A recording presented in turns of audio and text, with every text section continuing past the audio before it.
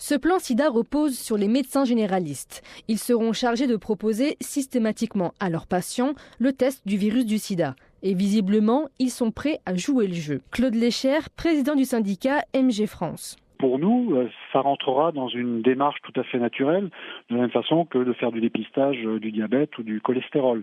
Jusqu'à présent, notre relative inhibition, c'était le coût. À partir du moment où les pouvoirs publics estiment qu'il faut faire cette dépense de dépistage pour améliorer la santé de la population, je crois que les dernières réticences des médecins, s'il en restait, seront levées très facilement. En revanche, certaines associations sont plus sceptiques quant à la réelle efficacité de ce plan SIDA.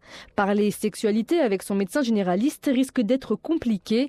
Jean-Marie Legal de l'association AIDE. L'idée que votre médecin généraliste vous propose comme ça, alors que vous venez pour, je sais pas moi, un vaccin pour la grippe, qui vous propose en plus de faire un test de VIH, ça va être quelque chose d'un peu particulier à recevoir pour la population. Et puis surtout, le VIH, c'est quand même quelque chose qui touche à la sexualité, à l'intimité, et que nos médecins généralistes sont extrêmement dévoués, compétents sur bien des choses. Mais par contre, parler de sexualité, c'est pas leur fort. Pour l'instant, ce plan n'est pas encore finalisé.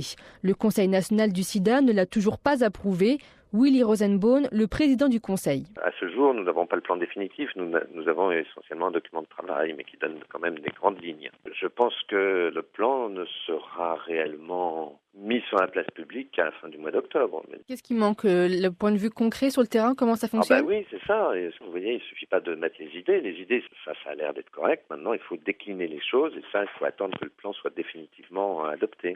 Vous savez comment ça va être financé? Écoutez, non, pas en détail. Le Conseil national du sida doit étudier ce plan la semaine prochaine. Si tout se passe bien, le dépistage du sida pour tous commencera dans 2 mois. Aux États-Unis, cela fait déjà 4 ans qu'un tel plan de prévention a été mis en place. Najed Benrabah, France Info.